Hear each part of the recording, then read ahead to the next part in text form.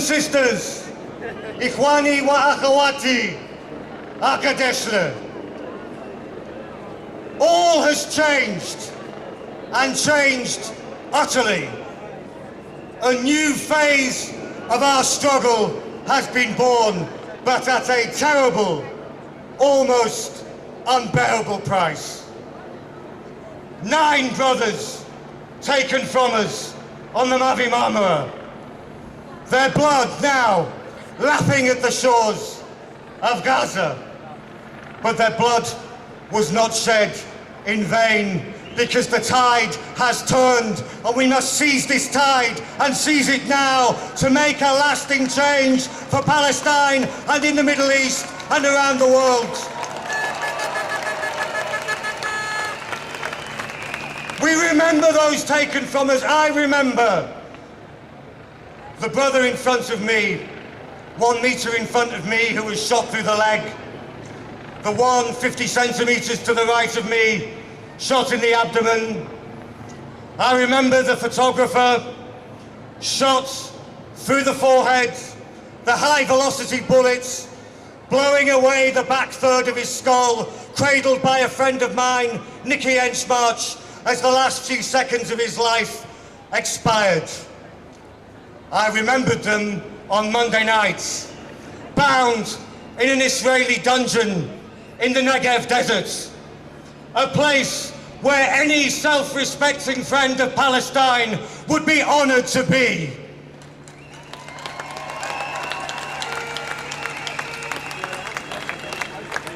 And what means this massacre on the Mavi Marmara? It means that the miasma of defeat, which has settled through the Middle East and upon many of us for so long, is now lifting, and we can begin to move forward. The question is not if this siege will end. The question is how long it will take and how this siege will end. And to achieve this, we need determination, and we need to think strategically about how we take our movement forward. There is now an attempt to isolate, to denigrate, to calumniate against the government, the people of Turkey, and in particular, the leading, magnificent civil organisation, the İHA, led by Chairman Bülent. Why do they seek to isolate Turkey, its people and its organisations? Because Turkey has been in the front rank of this battle. It paid the highest price. We, as a movement, cannot allow the Turkish movement to be isolated.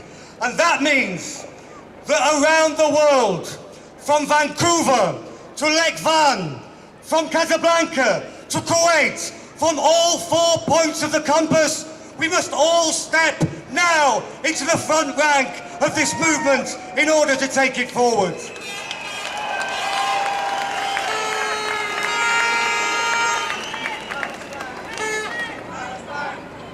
Every government must come under pressure to advance the position of the governments which have gone furthest. Every word from every international body must be accompanied by demands for action. I met some of the grieving relatives of people who were killed, some of them friends of mine, some of them people who I travelled with in December and January on the last convoy. Their message was clear. Israel is attempting to terrorise not only the Palestinians, but everybody who stands with them. But we are not afraid. We are not afraid today. This can be the beginning of the end. This is the Sharpeville and the Soweto, not of the Palestinians. Because the Palestinians have seen bigger and more massacres than that which took place on the Mavi Marmara. Every year for 62 years, from Deir Yassin through to the attack on Gaza in December 2009, January 2010. Not of the Palestinians, but of us, the people who stand with them. The Sharpeville and the Soweto and we must change ourselves. This is not a movement of activists. It must become a movement of people, of social forces, of the mass democratic forces that can transform the lives of the Palestinian people. Lastly, remember, the apartheid forces could murder 69 people in Sharpeville. They could gun down Hector Peterson and hundreds of school students in Soweto. They could execute and torture Steve Biko. They could assassinate Chris Hani. But Nelson Mandela walked free. Apartheid did fall. Gaza will be liberated. This siege will go down. The apartheid wall will fall. Together to Jerusalem, to Jerusalem, to Jerusalem.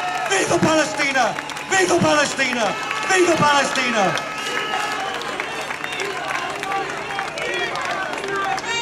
Thank you very much, Kevin. Thank you.